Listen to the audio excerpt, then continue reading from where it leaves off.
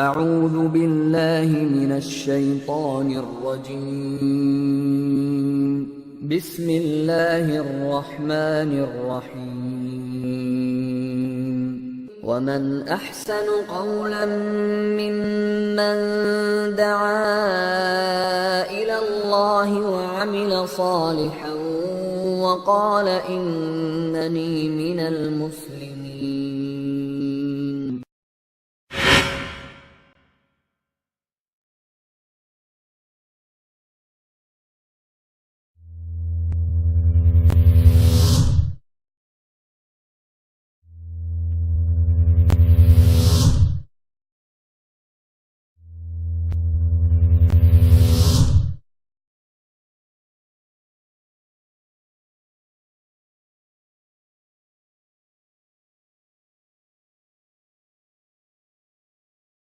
اس سے تھوڑی دیر پہلے چلا گیا، اللہ ذوالجلال اس کو ایک انڈے کی قربانی کا ثواب دیتے ہیں. تھوڑا سا اور پہلے چلا گیا، ایک گھنٹہ اور قبل چلا گیا، اللہ اس کو ایک دمبے کی قربانی کا ثواب دیتے ہیں. تھوڑا سا اور جلدی کی، اس کو ایک گائے کی قربانی کا ثواب ملتا ہے. تھوڑا سا اور جلدی کی، دن ایک ہے، جگہ ایک ہے، لیکن صرف وقت تبدیل ہو رہا ہے. جس قدر عبادت میں سبقت لے جا رہا ہے، وقت سے پہلے عبادت کر رہا ہے، وقت میں اہتمام کر رہا ہے، مسابقت کر رہا ہے، آگے بڑھ رہا ہے. اللہ ذوالجلال اس کی جلدی کی وجہ سے، اس کی مسارت اور جلدی کی وجہ سے اس کے اجر کے اندر اضافہ کر رہے ہیں. اگر یہ پہلی گھڑی میں پہنچا ہے تو نبی کریم فرماتے ہیں اس کو اونٹ کی قربانی کا ثواب ملتا ہے. دن جمعے کا ہی ہے، لیکن صرف وقت بدلا ہے. اور وقت بدلنے کے ساتھ اگر آپ ہفتے کے دن 1 گھنٹے کی تقریر سنیں گے، اتوار کے دن 2 گھنٹے کا درس سنیں گے، نماز بھی باجماعت 4 رکعت پڑھیں گے، لیکن آپ کو وہ ثواب نہیں ملے گا جو جمعے کے دن 2 رکعت میں ملتا ہے اور آپ کو آدھے گھنٹے یا 15 منٹ کا خطبہ سننے میں ملتا ہے. یہ فرق کیوں ہے؟ یہ فرق اس لیے ہے کہ وقت اور جگہ کی تبدیلی سے اللہ ذوالجلال اجر کو بڑھا دیتے ہیں. عمرہ کرنا نیکی ہے. بیت اللہ میں عمرہ کرتا ہے، محرم میں کرے پھر بھی عمرہ ہے، سفر میں کرے پھر بھی عمرہ ہے، ربیع الاول میں کرے پھر بھی عمرہ ہے، ربیع الثانی میں کرے پھر بھی عمرہ ہے، سال کے 12 مہینے میں عمرہ کرے عمرہ ہے. لیکن اگر یہی عمرہ کرنے والا شخص رمضان کے 30 دنوں میں سے کسی ایک دن میں کرے تو نبی کریم فرماتے ہیں العمرۃ فی رمضان تعدل حجۃ معی، رمضان میں عمرہ کرنا میرے ساتھ حج کرنے کے برابر ہے. نیکی وہی تلاوت ہے، وہی صدقہ خیرات ہے. اگر عام دنوں میں کرے تو ثواب ایک، لیکن رمضان کے 30 دنوں میں نیکی کرتا ہے تو مالک الملک اس کا اجر و ثواب 1 سے لے کر 700 گنا تک عطا کرتے ہیں. 700 گنا تک اس کا ثواب اللہ عطا کرتے ہیں. لیکن فرق کیا ہے؟ صرف موقع، وقت کی تبدیلی کی وجہ سے اللہ اس کے اجر کو بڑھا دیتے ہیں. انہی اوقات میں سے ایک وقت جس میں اللہ ذوالجلال انسان کے عمل اور اس کے عمل میں اضافہ کرتے ہیں، اجر میں اضافہ کرتے ہیں، ثواب میں اضافہ کرتے ہیں، یا عمل کو سب سے افضل عمل کہتے ہیں، یا رب ذوالجلال کے ہاں عمل انتہائی محبوب اور پیارا گردانا جاتا ہے. انہی موسموں میں سے ایک موسم اور انہی ایام میں سے ایک ایام کا مجموعہ یا چند ایام، یہ ذی الحجہ کے پہلے 10 دن ہیں. ذی الحجہ کا چاند طلوع ہونے سے لے کر 10ویں ذی الحجہ تک کا یہ پہلا عشرہ، یہ بھی انہی اوقات میں سے ایک قیمتی وقت ہے جس میں اللہ ذوالجلال کے ہاں نیکی کا اجر، نیکی کا ثواب بڑھا دیتے ہیں اور اجر میں اضافہ کر دیتے ہیں. یہ ایام اس لیے اہمیت کے حامل ہیں، اللہ نے مختلف انداز سے ان کی اہمیت کو اپنی کتاب میں اجاگر کیا ہے. سب سے پہلی وجہ کہ اللہ ذوالجلال نے اپنی مخلوق میں سے بہت ساری چیزوں کی قسمیں اٹھائی ہیں، اور ان اشیاء میں سے جس کی اللہ نے قسمیں اٹھائی ہیں ان میں سے ایک ذی الحجہ کے یہ پہلی 10 دن اور 10 راتیں بھی ہیں جن کی قسم خود مالک الملک نے اپنی کتاب میں اٹھائی ہے. سورۃ فجر اللہ فرماتے ہیں والفجر ولیال عشر، قسم ہے فجر کی اور قسم ہے 10 راتوں کی.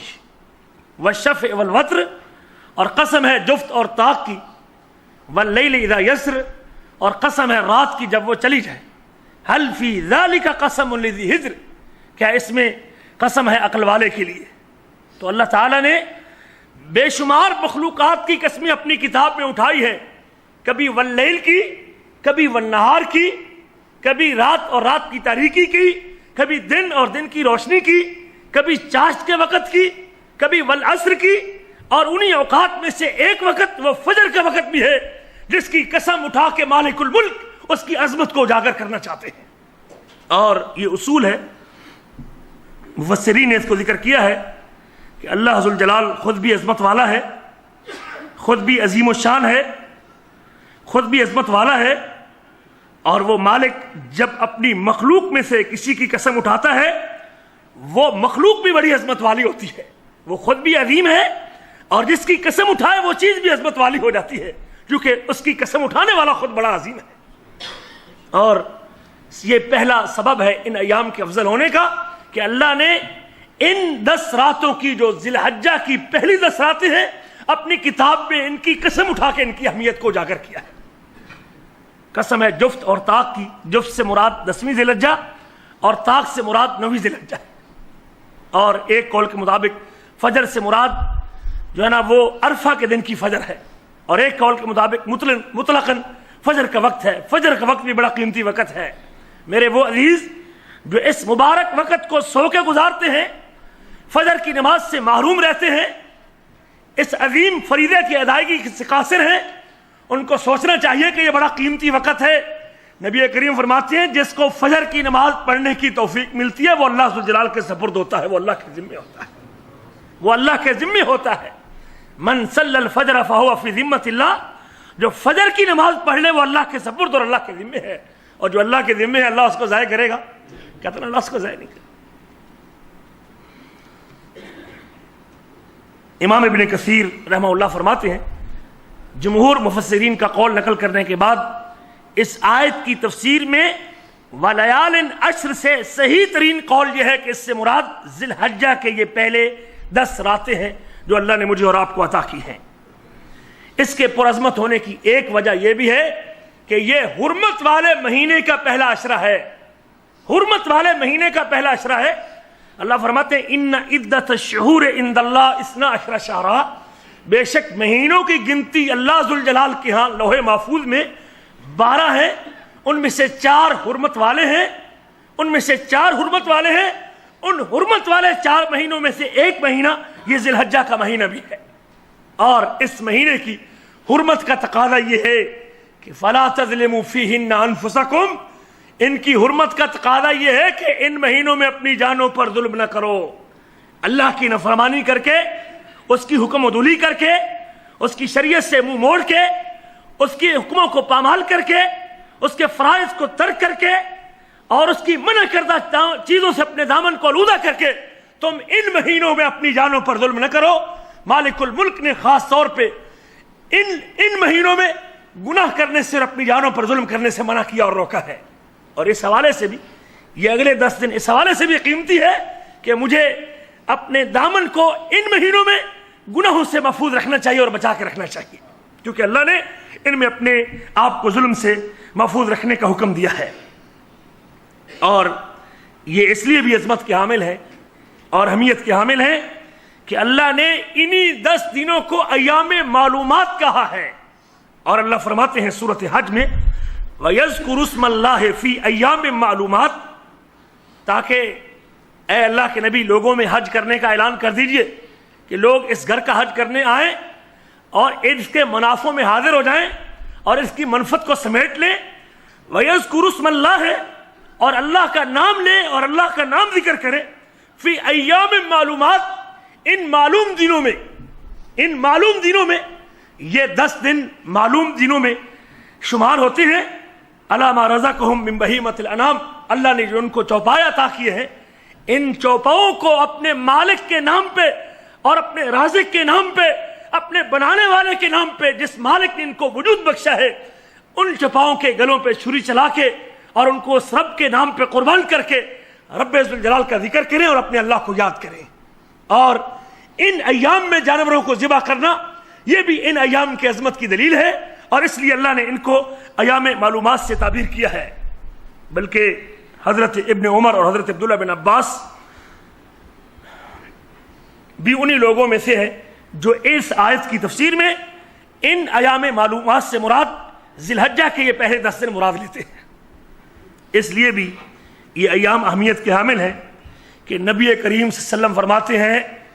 سال کے 360 دنوں میں سے اور سال کے 12 مہینے کے 360 دنوں میں سے اگر کوئی دن سب سے زیادہ افضل ہیں، سب سے زیادہ فضیلت والے ہیں، سب سے زیادہ مقام و مرتبے والے ہیں، سب سے زیادہ فضیلت کے حامل ہیں، تو وہ بھی عشرہ ذی الحجہ کے پہلے 10 دن ہیں۔ اللہ کے نبی کے ارشاد گرامی حضرت جابر رضی اللہ تعالیٰ عنہ اس کو روایت کرتے ہیں، اور امام بزار رحمہ اللہ نے اپنی مسند میں اور امام ابن حبان نے اپنی صحیح میں ذکر کیا ہے، اور علامہ البانی نے اس حدیث کو صحیح کہا ہے۔ فرمایا اللہ کے نبی نے افضل ایام الدنیا، افضل ایام الدنیا، دنیا کے دنوں میں سے یا سال کے دنوں میں سے سب سے افضل دن ایام العشر، وہ یہ 10 دن ہیں، یعنی عشر ذی الحجہ، وہ ذی الحجہ کے پہلے 10 دن۔ قیل ولا مثلہن فی سبیل اللہ، جب اللہ کے نبی نے ان ایام کی عظمت کو بیان کرتے ہوئے ان 10 دنوں کو دنیا کے اور سال کے دنوں میں سے سب سے افضل دن قرار دیا، تو ایک آدمی آگے سے سوال کرتا ہے اللہ کے رسول، کیا اللہ کے راستے میں جہاد کرنا بھی ان 10 دنوں کے برابر نہیں ہو سکتا؟ ولا مثلہن فی سبیل اللہ، کیا جہاد کے میدان میں جانا بھی ان کے برابر نہیں؟ میرے آپ کی ہادی فرماتے ہیں قال ولا مثلہن فی سبیل اللہ، ہاں اللہ کے راستے میں جہاد کرنا بھی ان 10 دنوں کی نیکی کی برابری نہیں کر سکتا۔ الا رجل افر وجہہ بالتراب، مگر وہ مجاہد جو جہاد کے میدان میں نکلا اور اپنی جان بھی اللہ کے راستے میں قربان کر دی، اور اپنے خون کا آخری قطرہ اپنے اللہ کی رضا کے لیے وقف کر دیا، اور اپنی جان آفرین کے سپرد کر دی، شاید وہ مجاہد تو ان 10 دنوں کی عام نیکی سے زیادہ اجر پا جائے، لیکن صرف جہاد میں جانے والا شخص جہاد کے میدان میں کھڑا ہونے کے باوجود ان 10 دنوں کے ذکر، ان 10 دنوں کی نمازیں، ان 10 دنوں کی تسبیح، ان 10 دنوں کے روزے، ان 10 دنوں کی قربانی اور اس 10 دنوں کے صدقہ و خیرات کا مقابلہ نہیں کر سکتا۔ اللہ کے نبی نے ان کو سال کے دنوں میں سے سب سے افضل دن قرار دیا ہے۔ چوتھی وجہ کہ ان دنوں میں ایک دن وہ عرفہ کا دن ہے، عرفات میں ٹھہرنے کا دن ہے، جو حج کے ارکان میں سے ایک رکن ہے۔ یوم عرفہ کا دن جو گناہوں کی بخشش کا دن ہے، جو آگ سے آزادی کا دن ہے، جب مالک الملک جس دن اپنے ملائکہ کو مخاطب کر کے کہتے ہیں یہ میرے بندے اپنا گھر بار چھوڑ کے مال و دولت کو خیر بات کہہ کے دنیا کی ساری چیزوں سے منہ موڑ کے صرف ایک میری رضا کو پانے کے لیے اس میدان میں جمع ہے، یہ 2 چادریں زیب تن کیے ہوئے ہیں اور میری خوشنودی کو پانے کے لیے ریت کے اس صحرا پہ سسکیاں لے لے کے رو رہے ہیں اور مالک کے دربار میں اپنے آنسو بہا رہے ہیں۔ دیکھو میرے بندوں کو، یہ وہ فرشتے تھے جنہوں نے اعتراض کیا تھا کہ زمین میں ایسی مخلوق کو پیدا کرنے والا ہے جو فساد پیدا کرے گی اور خون بہائے گی، اور مالک الملک آج انہی فرشتوں کو مخاطب کر کے کہتا آؤ تو صحیح، دیکھو تو صحیح، تم تو یہ اعتراض کرتے تھے، دیکھو میرے بندوں کو یہ کس قدر میری محبت سے سرشار اور میرے پیار میں ڈوبے ہوئے، میری اطاعت میں لگے ہوئے، اپنے گناہوں کی بخشش کے اندر مصروف ہیں اور میرے سامنے سسکیاں لے لے کے رو رہے ہیں، یہ میرے بندے ہیں۔ اور مالک الملک اگر سال کے دنوں میں سے کسی دن سب سے زیادہ لوگوں کو جہنم کی آزادی کا پروانہ دیتے ہیں تو وہ یہ یوم عرفہ کا دن ہے، اور یہ 9ویں ذی الحجہ کا دن ہے جس دن سب سے زیادہ لوگوں کو جہنم کی آگ سے آزاد کیا جاتا ہے۔ اور ذکر کیا محدثین نے اسی حدیث کی تفسیر میں کہ جب یوم عرفہ کی فضیلت میں کہ اگر عشرہ ذی الحجہ کے بارے میں اور اس کی فضیلت کے حوالے سے کوئی اور حدیث نہ بھی ہوتی، صرف ان دنوں کی فضیلت میں یہی کافی تھا کہ ان دنوں میں ایک 9 ذی الحجہ کا دن بھی ہے اور عرفہ کا دن بھی ہے، یہی ان کی فضیلت کے لیے کافی تھا۔ اور یہ ایام اس لیے بھی اہمیت کے حامل ہیں کہ ان میں سے ایک دن یوم النحر کا دن ہے، جب لوگ اپنے مالک کی عطا کردہ مال میں سے اور اپنے اللہ کی دی ہوئی دولت میں سے اللہ کی خوشنودی کے لیے اپنے پاکیزہ مال میں سے اپنا جانور، اپنی گائے اور اپنا بکرا اپنے اس پالنے والے کے نام پہ قربان کرتے ہیں۔ یوم النحر کا دن جب لوگ اونٹ بھی ذبح کرتے ہیں اور گائے بھی ذبح کرتے ہیں، اپنی توفیق کے مطابق بکرا اور دمبا بھی قربان کرتے ہیں، یہ یوم النحر کا دن بھی 10ویں ذی الحجہ کا دن بھی ان ایام میں ایک دن ہے، اور اس وجہ سے بھی یہ ایام فضیلت اور اہمیت کے حامل ہیں۔ نبی کریم صلی اللہ علیہ وسلم کے ارشاد گرامی ہے، امام ابو داؤد اور امام نسائی رحمہ اللہ نے اس حدیث کو ذکر کیا ہے، اور علامہ البانی رحمہ اللہ نے اس کو صحیح کہا ہے، فرمایا اعظم الایام عند اللہ، کبھی اللہ کے نبی فرماتے ہیں افضل الایام الدنیا۔ اگر آپ فضیلت کو دیکھنا چاہتے ہیں، افضل کو دیکھنا چاہتے ہیں تو پھر بھی 10 دن، اگر عظمت کو دیکھنا چاہتے ہیں فضل اور چیز ہے، عظمت اور چیز ہے۔ اعظم الایام عند اللہ، اللہ ذوالجلال کے ہاں اگر کوئی دن سب سے بڑا عظیم دن ہے اور عظمت والا ہے تو وہ یوم النحر ثم یوم القر، ایک 10ویں ذی الحجہ کا دن جب لوگ جانور قربان کرتے ہیں، اور دوسرا یوم القر 11ویں ذی الحجہ کا دن ہے جس دن لوگ مینا کے اندر قرار پکڑتے ہیں اور مینا کے اندر رہتے ہیں۔ یہ 2 دن یہ بھی اللہ کے ہاں انتہائی عظیم ہے۔ یہ مختلف وجوہات ہیں ان ایام کی اہمیت کے حوالے سے جس کو محدثین نے اور مفسرین نے ذکر کیا ہے، اور چھٹی وجہ یہ بھی ہے ان ایام کے افضل ہونے کی کہ تمام عبادات اور تمام بنیادی قسم کی عبادات، تمام مرکزی قسم کی عبادات اگر سال کے دنوں میں سے کسی دن ایک مومن اور عبادت گزار ایک ہی وقت میں ساری قسم کی عبادات کو، یا دنیا کے اکثر لوگ ساری قسم کی عبادات کو کسی دن میں جمع کرتے ہیں، تو یہ ایام بھی عشرہ ذی الحجہ کے پہلے دن ہے۔ رمضان تو ہوتا ہے لیکن حج نہیں ہوتا، لیکن ابن حجر رحمہ اللہ فرماتے ہیں والذی یظہر ان السبب فی امتیاز عشر ذی الحجہ، میرے لیے جو بات واضح ہوتی ہے اور ظاہر ہوتی ہے کہ ذی الحجہ کے 10 دنوں کے امتیاز کا سبب کہ ان 10 دنوں میں امہات قسم کی عبادات، بنیادی قسم کی عبادات، تمام قسم کے فرائض جو اللہ نے ایک بندے پہ فرض کیے ہیں، وہ تمام قسم کی عبادات ان 10 دنوں میں بجا لائی جاتی ہیں اور بندے کرتے ہیں۔ ان میں قربانی بھی ہے، ان میں طواف بھی ہے، ان میں تلبیہ بھی ہے، ان میں روزہ بھی ہے، ان میں اللہ اکبر صدقہ و خیرات بھی ہے،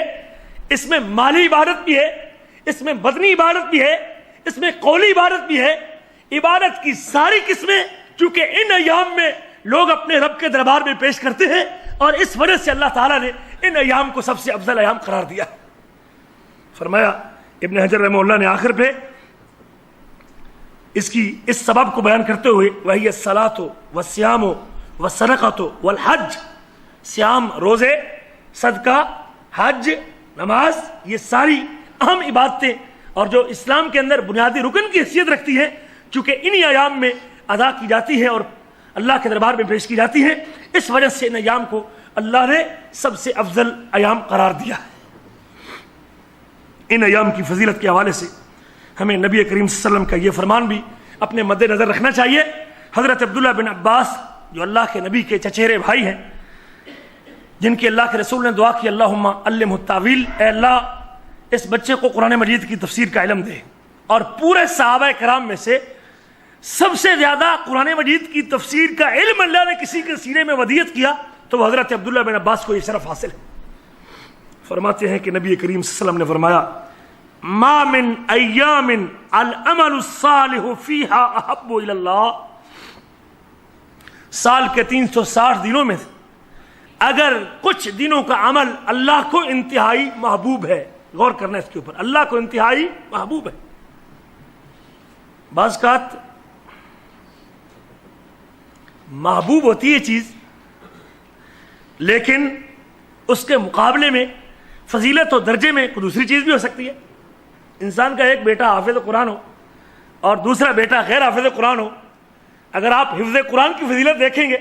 تو مقام کے اعتبار سے جو حافظ قرآن ہے وہ زیادہ فضیلت والا ہے, جو حافظ قرآن ہے وہ اتنی فضیلت. لیکن باپ کے دل میں بیٹے کی محبت ہونا یہ ضروری نہیں کہ حافظ قرآن کے ساتھ ہو. پیار ہونا یہ الگ بات ہے, فضیلت والا ہونا یہ الگ بات ہے. پیار کسی اور وجہ سے بھی ہو سکتا ہے, سبب محبت کا سبب کوئی اور بھی ہو سکتا ہے, محبت کا سبب مختلف بھی ہو سکتا ہے. تو اللہ کے نبی صلی اللہ علیہ وسلم نے یہاں جو بات ان ایام کے بارے میں فرمائی ہے کہ سال کے 360 دن, اس میں کوئی شک نہیں, اگر آپ اجر کی بڑھوتری کو دیکھتے ہیں, ثواب میں اضافے کو دیکھتے ہیں, جو ثواب میں اضافہ اللہ رمضان کے دنوں میں کرتے ہیں وہ رمضان کو شرف حاصل ہے کہ اللہ 1 سے لے کر 700 گنا تک ثواب عطا کرتے ہیں اور نوازتے ہیں. لیکن جہاں تک عمل کے محبوب ہونے کو دیکھا جائے, ایک زاویہ ہے اس کے اجر میں بڑھنے کا اور ایک پہلو ہے اس کو محبوب ہونے کا. ان ایام کے عمل کو نبی کریم صلی اللہ علیہ وسلم نے فرمایا کہ 360 دنوں میں سے اگر کچھ دنوں کا عمل اللہ کو انتہائی محبوب اور پیارا لگتا ہے, صالح عمل اللہ کو بڑا پیارا لگتا ہے, تو وہ بھی عشرہ ذی الحجہ کا یہ 10 دن ہے. حضرت عبداللہ بن عباس کہتے ہیں ایک صحابی نے سوال کیا, قالوا ولا الجہاد فی سبیل اللہ, اللہ کے نبی کیا جہاد بھی, اللہ کے راستے میں جہاد کرنا بھی ان 10 دنوں کا مقابلہ نہیں کر سکتا؟ اور یہ سوال اس لیے تھا کہ نبی کریم صلی اللہ علیہ وسلم نے بعد دوسری حدیث میں جہاد کی عظمت کو اس قدر اجاگر کیا تھا, بلکہ آپ صلی اللہ علیہ وسلم سے سوال کیا گیا کہ اللہ کے نبی ای العمل افضل, صحیح بخاری کی حدیث ہے کہ اعمال میں سے کون سا عمل سب سے افضل ہے؟ اللہ کے نبی فرماتے ہیں ایمان باللہ و رسولہ, اللہ پر ایمان اور اس کے رسول کی رسالت پر یقین رکھنا یہ سب سے افضل عمل ہے. ایک حدیث. صحابی کہتے پھر کون سا؟ فرمایا الجہاد فی سبیل اللہ, ایمان باللہ کے بعد اور ایمان بالرسول کے بعد سب سے افضل نیکی وہ اللہ کے راستے میں جہاد کرنا ہے. صحابی کہتے ہیں پھر کون سا افضل عمل ہے؟ تو اللہ کے نبی فرماتے ہیں حج مبرور, اللہ کے گھر کا حج کرنا یہ تیسرے نمبر کا سب سے افضل عمل ہے. یہ چونکہ صحابہ کے ذہن میں یہ بات موجود تھی, اس میں کوئی شک نہیں کہ جہاد افضل عمل ہے. جہاد اتنی بڑی نیکی ہے جس کو اللہ کے نبی نے اسلام کی کوہان قرار دیا ہے, اسلام کی کوہان قرار دیا ہے. جہاد اتنی بڑی نیکی ہے کہ جس آدمی کے نتنے میں جہاد کے میدان کی غبار اکٹھی ہو جائے, جہاد کے میدان کی دھول جس کے ناک میں آ جائے, نبی کریم فرماتے ہیں اس آدمی کے ناک کو جہنم کی آگ نہیں چھوئے گی جس ناک میں جہاد کے میدان کی غبار جمع ہو چکی ہے. جہاد اتنی بڑی نیکی ہے کہ اللہ تعالیٰ نے میدان جہاد میں استعمال ہونے والے گھوڑوں کی ٹاپوں کی چنگاری کی قسمیں اٹھائی ہیں. والعادیات ضبحا فالموریات قدحا فالمغیرات صبحا. یہ اتنی بڑی نیکی ہے کہ اللہ نے اس میدان میں استعمال ہونے والے گھوڑوں کے ٹاپوں کی بھی قسمیں اٹھائی ہیں. اس لیے صحابہ کے ذہن میں سب سے بڑی نیکی جو تھی وہ جہاد تھی. فوراً کہہ دیا اللہ کے نبی کیا جہاد بھی ان 10 دنوں کی نیکی کا مقابلہ نہیں کر سکتا؟ فرمایا ہاں جہاد بھی ان 10 دنوں کی نیکی کا مقابلہ نہیں کر سکتا. تو پھر اللہ کے نبی فرماتے ہیں الا رجل خرج بنفسہ, مگر وہ مجاہد جو خود بھی چلا گیا, آپ بھی روانہ ہو گیا, اپنی جان بھی لے گیا, وہ مال ہی اور اپنا مال بھی لے گیا, سب کچھ, مال بھی مکان بھی بھیج دیا, جو جائیداد تھی وہ بھی اپنی جیب میں ڈال لی, وہ مال بھی اللہ کے راستے میں قربان کر دیا اور اپنی جان بھی اپنے مالک کے سپرد کر دی اور اپنی جان بھی قربان کر دی. ثم لم يرجع من ذلك بشيء, اپنی مال و جان میں سے کسی چیز کو لے کے واپس نہیں پلٹا بلکہ سب کچھ مالک کے راستے میں قربان کر دیا, مال بھی اور جان بھی. یہ مجاہد تو ان 10 دنوں کی عام نیکی سے زیادہ اجر پا جائے گا, لیکن صرف جہاد کے میدان میں جانا وہ ان 10 دنوں کی نیکی کے برابر نہیں ہو سکتا. حضرت عبداللہ بن عمر رضی اللہ, یہ صحیح بخاری کی حدیث ہے, حضرت عبداللہ بن عمر رضی اللہ تعالیٰ عنہ بھی اسی قسم کی ایک روایت بیان کرتے ہیں جس کو امام احمد رحمہ اللہ نے مسند احمد میں ذکر کیا ہے. فرمایا کنت عند رسول اللہ صلی اللہ علیہ وسلم, میں اللہ کے نبی کے پاس تھا تو رسول کریم صلی اللہ علیہ وسلم فرمانے لگے, میں نے چند اعمال کا تذکرہ کیا اللہ کے نبی کے سامنے, چند نیکیوں کو بیان کیا, یہ بھی نیکی ہے, یہ بھی نیکی ہے, یہ بھی نیکی ہے. تو اللہ کے نبی فرمانے لگے ما من ایام العمل فیہن افضل من هذه العشر. پہلی حدیث میں احب کہا، سب سے زیادہ محبوب کہا، اور دوسری حدیث میں سب سے زیادہ افضل کہا کہ سال کے دنوں میں سے اگر کچھ دنوں کا عمل اللہ تعالیٰ کو ہاں انتہائی فضیلت والا ہے تو وہ ان 10 دنوں کا عمل ہے. تو صحابہ نے کہا کیا جہاد بھی؟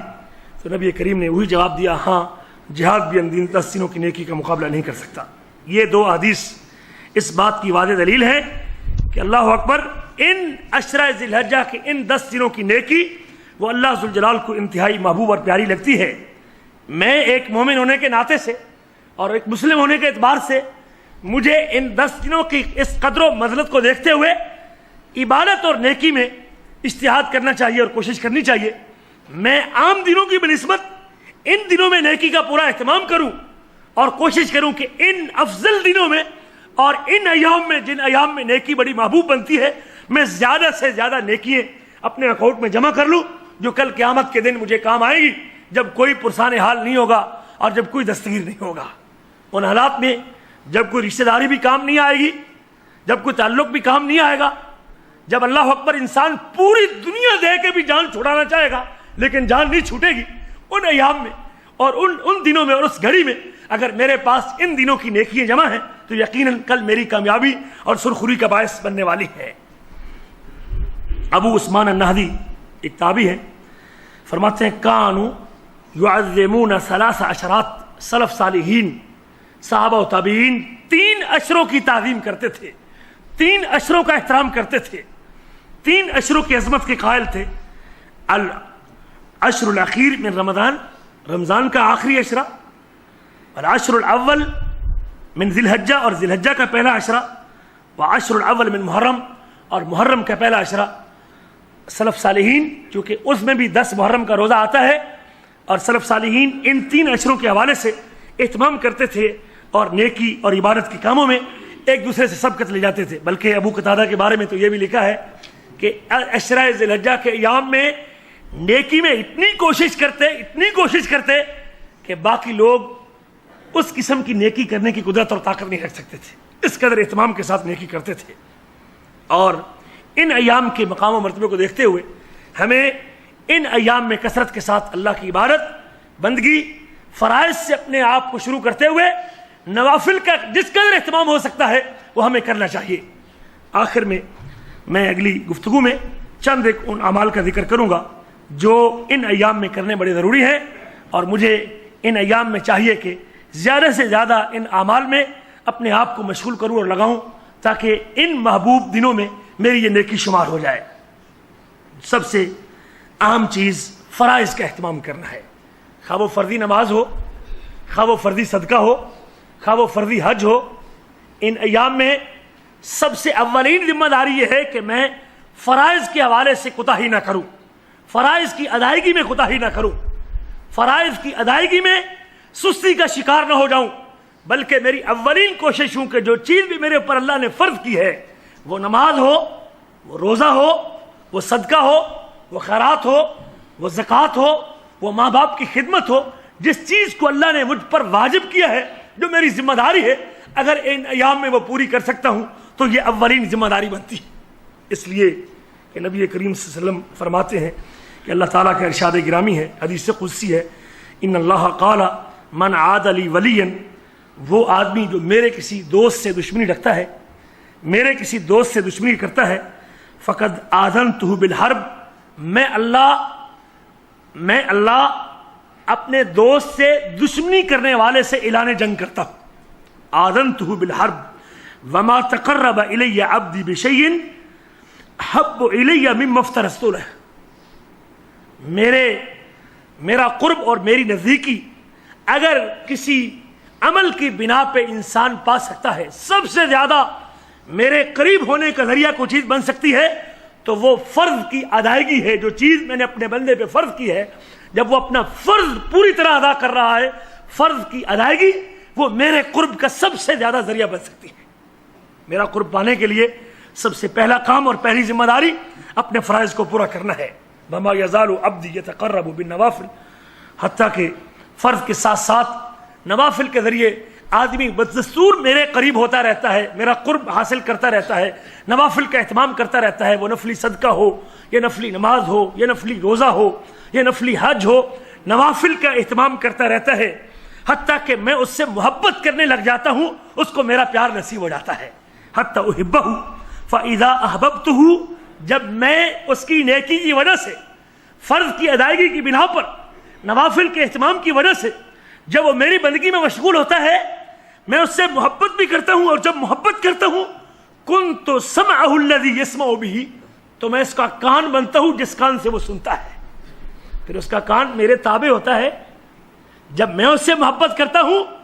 پھر وہ اس کان سے اپنی مرضی نہیں کرتا، پھر اس کان سے حرام نہیں سنتا،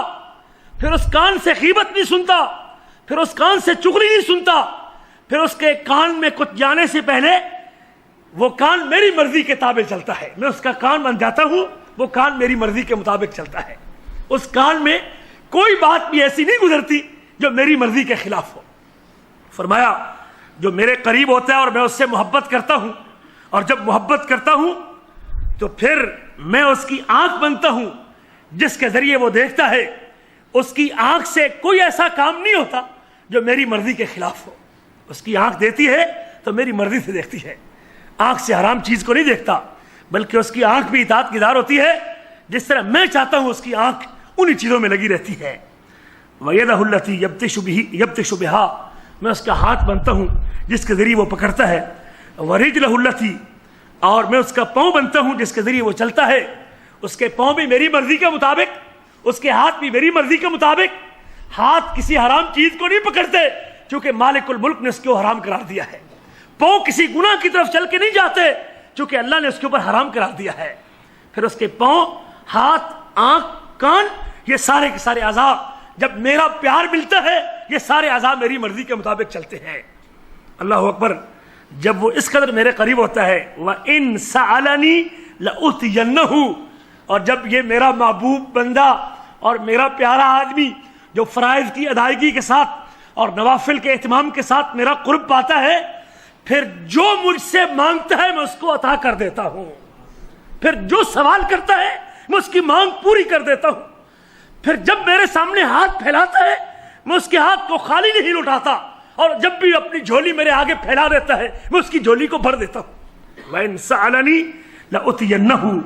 وَلَئِنْ اسْتَعَاذَنِي لَأُعِيذَنَّهُ، اگر میرے سے پناہ پکڑتا ہے، اللہ تو مجھ کو بچا لے اس حرام سے، اللہ تو بچا لے اس گناہ سے، اللہ تو محفوظ کر لے مجھے اس سے، اللہ میں تیری پناہ چاہتا ہوں اس شر سے، اللہ تیری پناہ پکڑتا ہوں اس بیماری سے، اللہ اس آزمائش سے تیری پناہ چاہتا ہوں، جب میرے سے پناہ مانگتا ہے میں اس کو اپنی پناہ بھی عطا کر دیتا ہوں۔ یہ ہے افضل ایام میں اور ان ایام میں اور زندگی بھر میں اگر آدمی فرائض کے ساتھ نوافل کا اہتمام کرتا ہے تو وہ اللہ ذوالجلال کے اس قدر قریب ہوتا ہے کہ اللہ تعالیٰ پھر اس کی ہر مرضی کو پورا کرتے ہیں۔ اور اسی چیز کو اللہ نے دوسرے مقام پہ کہا، وَإِن تَنْصُرُوا اللَّهَ يَنْصُرُكُمْ، تم اللہ کی مدد کرو گے اللہ تمہاری مدد کرے گا۔ فَاذْكُرُونِي أَذْكُرْكُمْ، تم مجھے یاد کرو میں تمہیں یاد کروں گا۔ اور اسی چیز کو نبی معظم نے ان الفاظ میں تعبیر کیا ہے، احفظ اللہ یحفظک، تو اللہ کی حفاظت کر وہ اللہ تیری حفاظت کرے گا، وہ اللہ تیری حفاظت کرے گا۔ اور اس کے ساتھ ساتھ ان ایام میں خاص طور پہ میرے وہ عزیز جو فرض نماز کی ادائیگی سے قاصر ہے، جن کو ابھی تک یہ شعور نہیں ہوا کہ میرے اوپر میرے اللہ نے میری جوانی سے لے کر دن میں 5 نمازوں کو فرض قرار دیا ہے۔ فرض نماز ہوتی ہے، اذان ہوتی ہے، اس کے کان سے ٹکراتی ہے، لیکن وہ ٹس سے مس نہیں ہوتا اور اپنی نیند کو چھوڑنے کو تیار نہیں۔ اسے سوچنا چاہیے کہ اگر اپنے اس فرض کی ادائیگی کے لیے تیار ہوتا ہے تو اس فرض کی ادائیگی کے لیے جب مسجد کا رخ کرے گا، اللہ اکبر، مسجد میں جانا تو دور کی بات، جب وضو کرے گا اللہ تعالیٰ وضو کرنے سے اس کے گناہ جھاڑ دیتے ہیں۔ مسجد میں چل کے جائے گا، ایک قدم اٹھائے گا اللہ 1 درجہ بلند کر دے گا، دوسرا قدم رکھے گا اللہ 1 گناہ معاف کر دے گا۔ ابھی تک نماز نہیں پڑھی اس نے، مسجد میں رخ کرے گا، جائے گا مسجد میں نماز پڑھے گا، سجدہ کرے گا۔ اللہ کے نبی فرماتے ہیں علیک بکثرت السجود،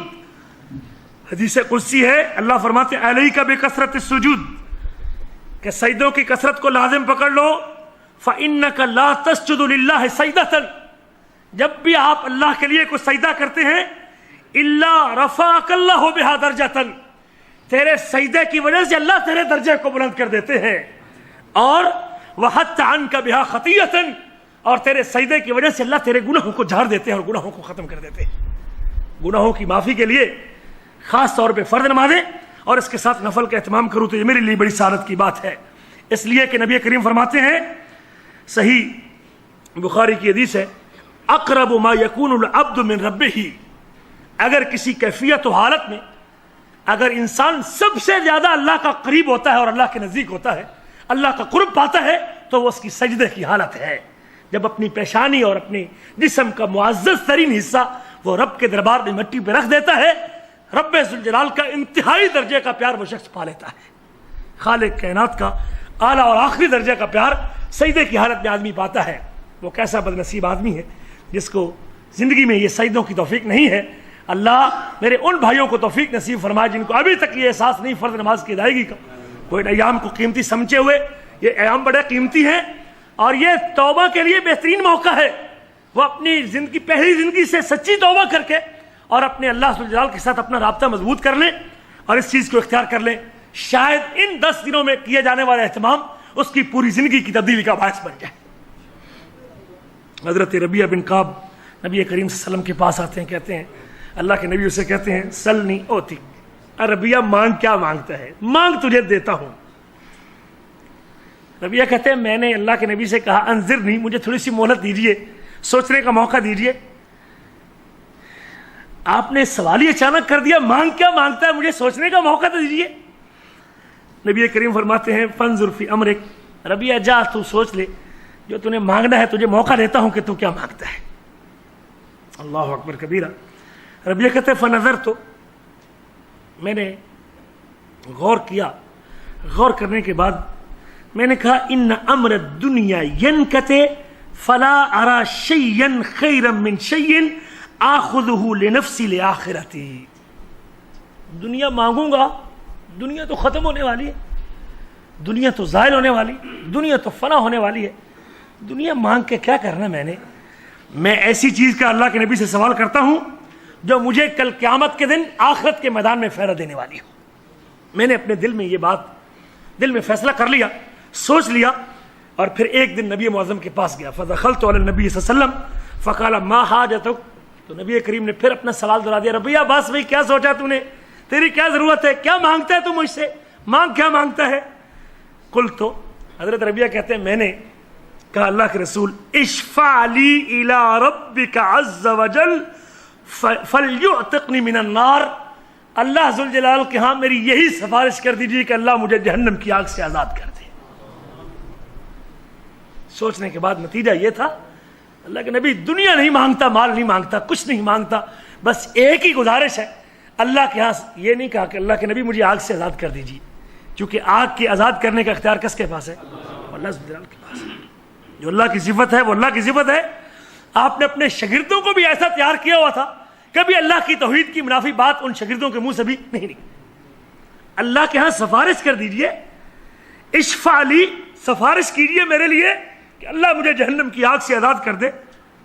نبی کریم فرماتے ہیں، ربیہ من امرک بہذا، یہ سوال تو نے جو کیا ہے یہ تجھے کس نے بتایا، کس نے ہے؟ حضرت ربیہ کہتے ہیں، فقلت واللہ یا رسول اللہ، میں نے کہا اللہ کی قسم اللہ کے رسول، ما امرنی بہ احد، مجھے کسی بندے نے اس کا حکم نہیں دیا، کسی نے اس کا مشورہ نہیں دیا، میں نے کسی سے پوچھا ہی نہیں ہے، میں نے خود غور کیا اور سوچا ہے، اور سوچنے کے بعد اس نتیجے پہ پہنچا ہوں، فرأیت ان الدنیا زائلۃ من اہلہا، میں نے یہ سمجھ لیا کہ دنیا تو زائل ہونے والی ہے، دنیا تو فنا ہونے والی ہے، اور دنیا والے بھی ختم ہونے والے ہیں۔ تو پھر میں نے اس بات کو پسند کیا کہ اللہ کے نبی سے ایسی چیز مانگتا ہوں جو مجھے کل آخرت کے میدان میں کام آئے گی۔ رسول کریم نے اس کے سوال کے جواب کے بعد فرمایا، فَأَعِنِّي عَلَى نَفْسِكَ بِكَثْرَةِ السُّجُودِ، ربیہ ٹھیک ہے میں تیری سفارش بھی کروں گا، لیکن میری سفارش کے ساتھ تجھے یہ کہتا ہوں کہ کثرت سے سجدوں کے ساتھ تو میرا تعاون کر۔ میں مالک یہ نہیں ہے کہ بس تو عمل چھوڑ کے بیٹھ جا، میں تجھے پروانہ لکھ کے دیتا ہوں کہ تو جہنم کی آگ سے آزاد ہے، ٹھیک ہے تیری سفارش کی ذمہ داری اٹھاتا ہوں، لیکن میری ایک بات یاد رکھیے، سفارش کروانی ہے تو تو نے بدعملی اختیار نہیں کرنی، بلکہ کثرت سے سجدے کے ساتھ میرا تعاون کر۔ یہ اس بات کی دلیل ہے کہ کثرت سے سجدے کرنا یہ جہنم کی آزادی کا سبب بن سکتے ہیں۔ تو ان ایام میں خاص طور پہ اگلے ایام میں اگر آپ سنت مؤکدہ کا اہتمام کرتے ہیں، اشراق کا اہتمام کرتے ہیں اور چاشت کا اہتمام کرتے ہیں، ان نمازوں کا اہتمام کرتے ہیں جو نوافل اللہ کے نبی نے پڑھے ہیں، مغرب کی اذان اور جماعت کے درمیان کے 2 رکعتوں کا اہتمام کرتے ہیں، یہ نمازیں اگر آپ اہتمام سے پڑھتے ہیں تو پھر بھی آپ کثرت سجود کے زمرے میں آ جائیں گے اور آپ کے سجدے ان لوگوں سے زیادہ ہوں گے جو ان سنتوں کو زندہ نہیں کرتے اور ان سنتوں پہ قائم نہیں ہیں۔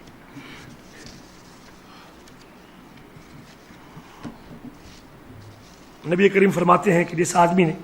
دن میں 12 رکعت نماز پڑھی اللہ تعالیٰ اس کا جنت میں گھر بنائے گا۔ فجر سے پہلے 2، ظہر سے پہلے 4 اور ظہر کے بعد 2، مغرب کے بعد 2 اور عشاء کے بعد 2۔ جو 12 رکعتوں کا اہتمام کرے گا اور 12 رکعتوں پر پابندی کرے گا اللہ اس کا جنت میں گھر بنائے گا۔ ان ایام میں اگر میں کوشش کروں کہ ان 10 دنوں میں مجھے ان 12 رکعتوں پر ہمیشگی کا موقع مل جائے اور عادت پڑ جائے تو کیا خوش نصیب آدمی ہے جس کا جنت میں گھر بن جائے۔ اور وہ جنت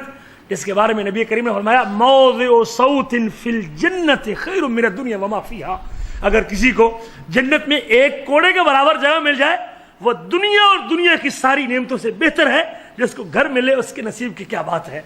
تو اس گھر کے ملنے کا ایک طریقہ وہ یہ 12 رکعتوں کا اہتمام ہے۔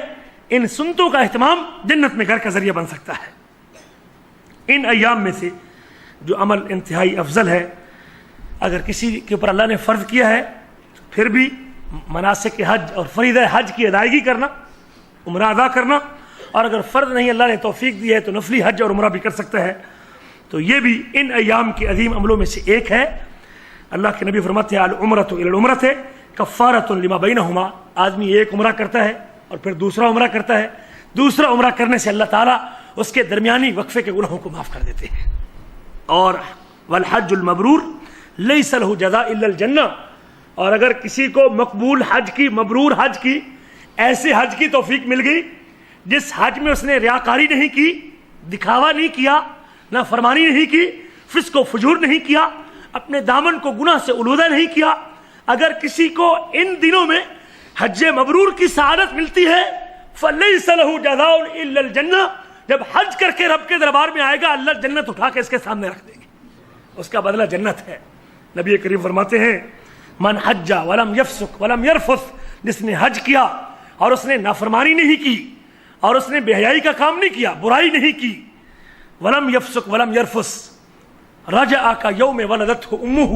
جب حج کر کے پلٹے گا ان 5 دنوں کے اس سفر سے واپس آئے گا،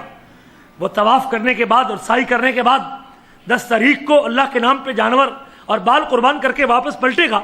عرفات کے میدان کی سسکیاں لے کے آئے گا، مالک الملک اس کو گناہوں سے اس طرح پاک کر دیتے ہیں جس طرح ماں کے پیٹ سے نکلنے والا بچہ ہوتا ہے۔ یہ عظیم عمل ہے۔ نبی کریم فرماتے ہیں تابعوا بین الحج والعمرہ، تم حج اور عمرہ کو بار بار کیا کرو، حج اور عمرہ، حج اور عمرہ، عمرہ اور حج اگر توفیق دے اللہ تعالیٰ تو حج اور عمرے میں مطابقت کرو، بار بار کرو۔ اس کے 2 فائدے ہوں گے، فَإِنَّهُمَا يَنْفِيَانَ الْفَقْرَ، کچھ لوگ سال میں زندگی میں ایک عمرہ کر کے کافی سمجھتے ہیں اور پھر فقیری کی شکایت بھی کرتے ہیں، لیکن یاد رکھیں نبی فرماتے ہیں کہ حج اور عمرے کا بار بار کرنا یہ فقیری کو ختم کرتا ہے، غریبی کو مٹا دیتا ہے۔ ینفیان الفقر، یہ دونوں فقیری اور غریبی کو مٹا دیتے ہیں اور گناہوں کی معافی کا ذریعہ بنتے ہیں۔ جس طرح لوہے کی بٹی سونے، چاندی اور لوہے کو خستہ اور بیکار لوہے سے جو ہے نا وہ پاک کر دیتی ہے اور صاف لوہا نکال دیتی ہے، حج اور عمرہ بھی اس طرح آدمی کو گناہوں سے پاک اور صاف کر دیتا ہے۔ حج پورا تو کیا اللہ تعالیٰ نے اس حج کے بیچ میں ایسی نیکیاں رکھی ہیں جو انسان کے گناہوں اور کی معافی اور درجات کی بلندی کا سبب بنتی ہے۔ حاجی جب حج کے سفر کا آغاز کرتا ہے زبان سے تلبیہ کہتا ہے، لبیک اللہم لبیک کہتا ہے۔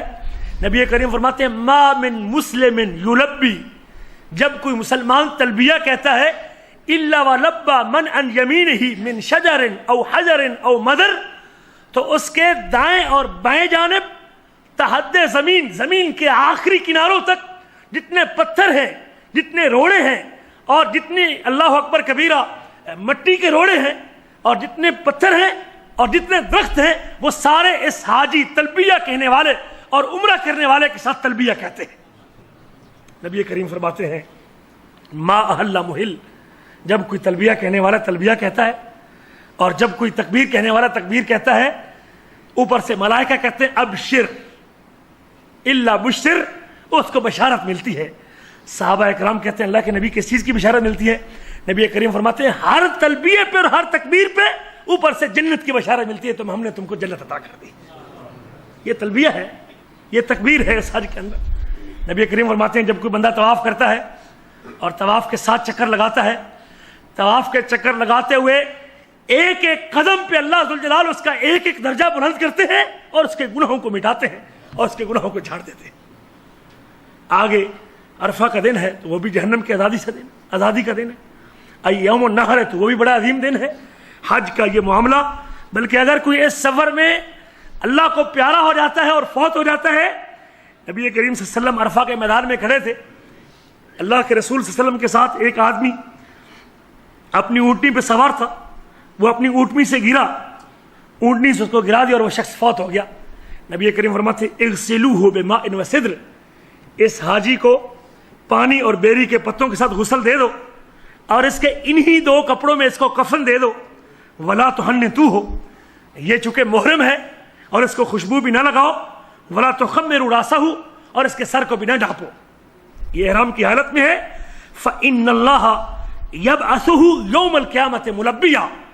جب یہ حج کے میدان میں حج کے سفر میں فوت ہونے والا شخص قیامت کے دن اٹھے گا یا اسی طرح تلبیہ کہتا ہوا رب کے دربار میں حاضر ہوگا، اللہ اس کو تلبیہ کہتے ہوئے اٹھا کے لائے گا۔ یہ عظیم عمل بھی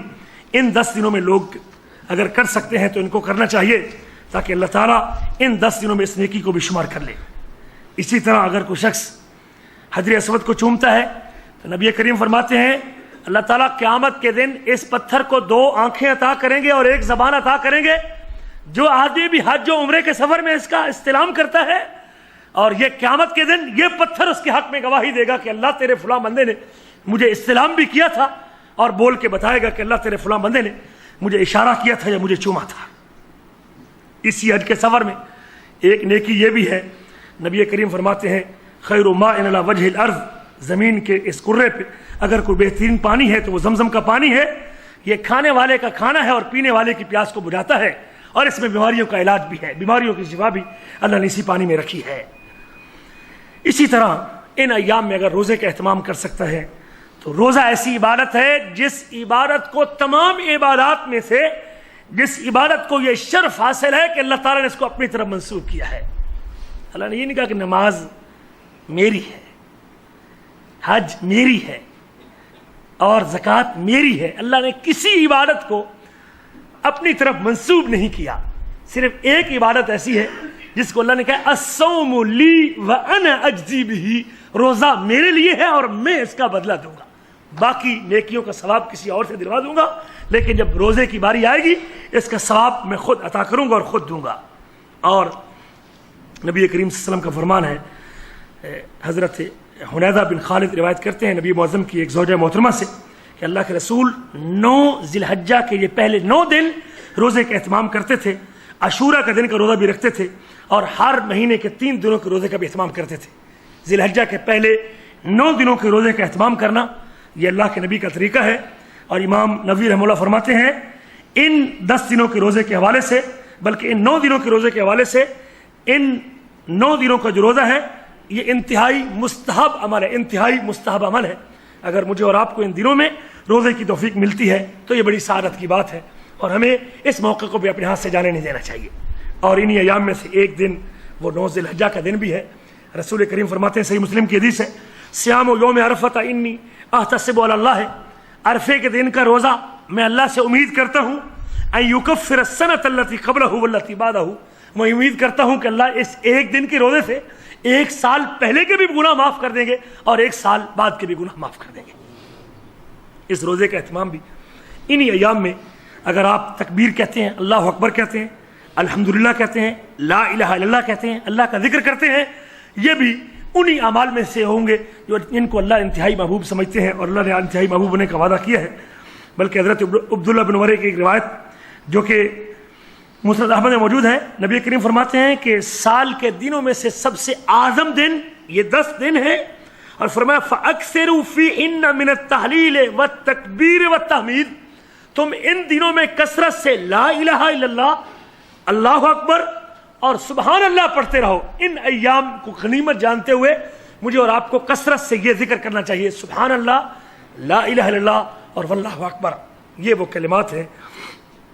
کہ جن کے بارے میں نبی کریم فرماتے ہیں احب الکلام الی اللہ اربع،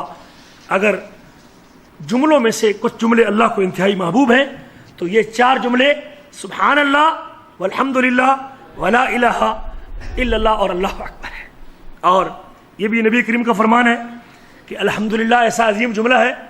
جو قیامت کے دن نیکیوں کے ترازو کو بھر دے گا، اور سبحان اللہ اور الحمدللہ یہ جو ایسے جملے ہیں کہ جو زمین سے لے کر آسمان تک کی خلا کو اجر و ثواب سے پر کر دیں گے۔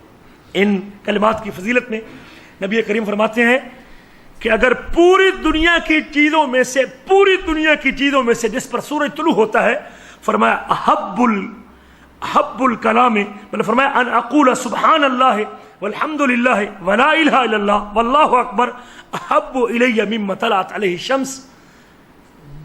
کائنات کی جن چیزوں پر سورج طلوع ہوتا ہے دنیا کی چیزوں میں سے سب سے زیادہ محبوب میرے نزدیک کو جملہ ہے سبحان اللہ، الحمدللہ، لا الہ الا اللہ اور اللہ اکبر۔ رسول کریم صلی اللہ علیہ وسلم جب معراج کے سفر پہ گئے، کہتے ہیں میری ملاقات حضرت ابراہیم علیہ السلام سے ہوئی، اور ملاقات سے کے وقت حضرت ابراہیم مجھے کہتے ہیں یا محمد اقرئ امتک منی السلام، اپنی امت کو میرا سلام کہنا، اپنی امت کو میرا سلام کہنا، اور اپنی امت کو بتا دینا ان الجنت طیبۃ التربۃ، جنت کی جو مٹی ہے وہ بڑی پاکیزہ ہے، اور فرمایا عذبۃ الماء، جنت کا جو پانی ہے بڑا میٹھا ہے، مٹی بڑی پاکیزہ اور پاک ہے اور اس کا پانی بڑا میٹھا ہے، وَأَنَّهَا قِيعَانٌ، اور اس کی زمین بڑی ہموار ہے، اس کی زمین بڑی ہموار ہے۔ قال بلا یا رسول اللہ، تو آگے سے حضرت ابراہیم فرماتے ہیں وَأَنَّ غِرَاسَهَا سبحان اللہ والحمد للہ ولا الہ الا اللہ واللہ اکبر، اگر آپ اس ہموار زمین میں شجر کاری کرنا چاہتے ہیں اور درخت لگانا چاہتے ہیں تو پھر سبحان اللہ،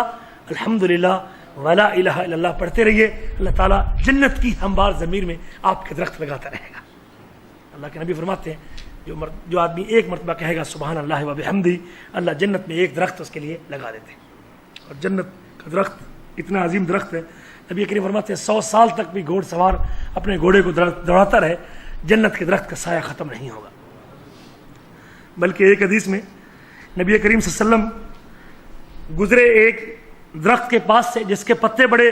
خشک تھے، خشک پتوں کا درخت تھا، رسول کریم صلی اللہ علیہ وسلم نے اپنے عصا کے ذریعے درخت کے پتوں کے اوپر عصا مارا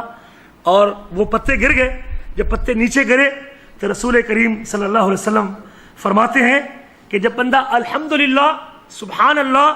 اللہ اکبر، لا الہ الا اللہ کہتا ہے تو آدمی کے گناہ اس طرح جھڑتے ہیں جس طرح اس درخت کے خشک پتے نیچے جھڑ گئے۔ رسول کریم صلی اللہ علیہ وسلم، حضرت ابو ہریرہ کہتے ہیں کہ ایک دن میں کوئی شجر کاری کر رہا تھا، درخت لگا رہا تھا، اللہ کے رسول میرے پاس سے گزرے تو مجھے فرمانے لگے ما الذی تغرس یا ابا ہریرہ، ابو ہریرہ کس چیز کی بیجائی کر رہا ہے، کیا بو رہا ہے، کیا چیز تو زمین کے اندر لگا رہا ہے؟ تو میں نے کہا اللہ کے نبی ویسے درخت لگا رہا ہوں۔ تو مجھے فرمانے لگے کیا میں تجھے اس سے زیادہ بہتر درخت لگانے کی بات میں بتا دوں؟ کہنے لگے کیوں نہیں اللہ کے رسول؟ فرمایا سبحان اللہ، الحمدللہ، ولا الہ الا اللہ واللہ اکبر پڑھتا رہے، اللہ تعالیٰ ایک ایک کلمے کے بدلے میں تیرا جنت میں درخت لگاتا رہے گا۔ بلکہ ایک حدیث میں اللہ کے نبی فرماتے ہیں کہ اگر وہ شخص یہ ذکر کرتا ہے، اللہ تعالیٰ سبحان اللہ کہنے سے اس کے 20 درجے بلند کرتے ہیں، 20 نیکیاں عطا کرتے ہیں اور 20 گناہ معاف کر دیتے ہیں۔ اور رسول کریم کا یہ بھی ارشاد گرامی ہے ان کلمات کے حوالے سے کہ قیامت کے دن یہ 4 کلمے جہنم کی آگ سے ڈھال کا کام دیں گے، جہنم کی آگ سے بچانے میں مدد دیں گے اور ڈھال کا کام دیں گے۔ فَإِنَّهُنَّ يَأْتِينَ يَوْمَ الْقِيَامَةِ مُقَدِّمَاتٍ، قیامت کے دن یہ آدمی کے آگے بھی آئیں گے اور پیچھے بھی آئیں گے، جنت کی طرف لے جانے کا سبب بنیں گے اور جہنم سے بچانے کا سبب بنیں گے، اور انہی کا نام باقیات الصالحات، جو باقی رہنے والی چیزیں ہیں۔ اور ایک حدیث میں اللہ کے نبی نے یہ بھی فرمایا ہے کہ جب کوئی شخص سبحان اللہ کرتا ہے، لا الہ الا اللہ کہتا ہے، الحمدللہ کہتا ہے، تو پھر اللہ ذوالجلال ان کلمات کے ساتھ اللہ تعالیٰ ان کلمات کہنے والوں کا ذکر اپنے عرش کے گرد چکر لانے والے فرشتوں کے ذریعے کرواتے ہیں۔ یہ زمین پہ یہ کلمات بولتا ہے، اللہ تعالیٰ اس کلمات کے بولنے والے کا ذکر اپنے عرش کے گرد ان کو یاد کرتے ہیں اور ان کو ذکر کرتے ہیں۔ انہی ایام میں صدقہ و خیرات کرنا بھی ایک نیک عمل ہے۔ آدمی کو اگر موقع ملتا ہے ان 10 دنوں میں صدقہ و خیرات کرنے کا تو یہ نیکی ہے، صدقہ مال میں کمی نہیں کرتا۔ انہی ایام میں قربانی کرنا بھی ایک نیک عمل ہے۔ اللہ نے اگر مجھے اور آپ کو توفیق بخشی ہے تو پھر قربانی کرنا اللہ کے نبی کی سنت ہے۔ 10 سال تک اللہ کے نبی مدینہ میں رہے اور اپنے رب کے نام پہ جانور قربان کرتے رہے۔ حجۃ الوداع کے موقع پہ رسول کریم نے 100 اونٹ اللہ کے راستے میں قربان کیا، اور یہ اللہ کے رسول کی سنت ہے۔ اللہ نے پچھلی امتوں کے اوپر بھی اس کو اوپر لازم قرار دیا تھا، اور اس امت میں بھی اللہ کے رسول کا یہ طریقہ رہا ہے، اور ہمیں اللہ نے توفیق بخشی ہے تو یہ جانور بھی اللہ کے نام پہ قربان کرنا چاہیے۔ قرآن کی تلاوت کا موقع ملتا ہے تو یہ بھی بڑی نیکی ہے۔ ایک حرف کے بدلے اللہ تعالیٰ 10 نیکیاں عطا کرتے ہیں۔ ان ایام کو غنیمت جانتے ہوئے جس طرح رمضان میں ساتھیوں نے اہتمام کیا، ان ایام میں بھی ہمیں تلاوت قرآن کا اہتمام کرنا چاہیے۔ اسی طرح آخر میں نبی کریم کا ایک فرمان، اللہ کے رسول فرماتے ہیں اذا رأیتم ہلال ذی الحجہ، جب تم ذی الحجہ کا چاند دیکھ لو، واراد احدکم ان یضحی، اور تم میں سے کوئی شخص قربانی کرنا چاہتا ہے، فلا یاخذن من شعرہ ولا من اظفارہ، تو قربانی کا ارادہ کرنے والا آدمی ذی الحجہ کا چاند دیکھنے کے بعد اپنے جسم سے بال بھی نہ کاٹے اور اپنے ناخن بھی نہ تراشے۔ قربانی کا ارادہ کرنے والا شخص جس نے ابھی تک قربانی خریدی نہیں بے شک، لیکن اس کے من میں ہے کہ میں نے قربانی خریدنی ہے، قربانی کرنے کا ارادہ ہے، قربانی کا ارادہ کرنے والا آدمی ذی الحجہ کا چاند طلوع ہونے کے بعد اس سے پہلے اپنے بال کاٹنا چاہتا ہے، اپنے بالوں کی صفائی کرنا چاہتا ہے، جسم کی صفائی کرنا چاہتا ہے، کر سکتا ہے، لیکن چاند طلوع ہونے کے بعد قربانی کا ارادہ کرنے والا آدمی اپنے جسم سے بال بھی نہیں کاٹے گا اور ناخن بھی نہیں کاٹے گا، یہاں تک کہ قربانی کا جانور ذبح کر دے۔ عید کے دن یا عید کے اگلے دن یا اس سے اگلے دن، 3 دن تک چونکہ جانور ذبح کر سکتا ہے، تو جب تک جانور ذبح نہ کر لے تب تک قربانی کرنے والا شخص اپنے ناخن اور بال ان دنوں میں نہ کاٹے جب تک وہ قربانی نہ کر لے۔ ہاں، جس نے قربانی نہیں کرنی وہ کسی وقت بھی اپنے بالوں کو کاٹ سکتا ہے، اور خاص طور پہ لوگ قربانی کرنے کا ارادہ بھی رکھتے ہیں اور عید کے دن پہلے داڑھی بھی صفائی کرتے ہیں۔ داڑھی موڑنا ویسے بھی حرام ہے، لیکن ان دنوں میں موڑیں گے تو ڈبل حرام ہوگی۔ ہمیں اللہ تعالیٰ بلکہ ان دنوں میں اپنی جانوں پر ظلم سے بچنا چاہیے، اللہ سے سچی توبہ کرنی چاہیے کہ اللہ اس گناہ سے بچا ہی لے، نہ کہ وہ میرے کھاتے میں ان محبوب ایام کے دنوں میں وہ الٹا ڈبل گناہ میرے کھاتے میں لکھا جائے۔ مجھے اللہ سے سچی توبہ کر کے اس گناہ کو چھوڑنا ہی چاہیے۔ اور اسی طرح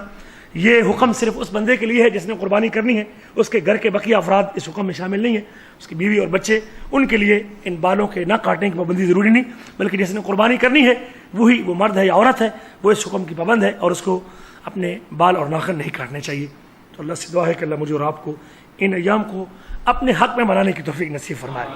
ان میں سے کچھ نہ کچھ چھین لیں گے، اپنا بنا لیں گے تو قیامت کے دن مجھے آپ کو کام آئے گا۔ اگر ان کو اپنا نہ بنا سکے تو پھر یہی ایام کل میرے اور آپ کے خلاف حجت بن کے آئیں گے۔ اللہ تعالیٰ مجھے اور آپ کو ان ایام سے کچھ نہ کچھ لینے کی توفیق نصیب فرمائے۔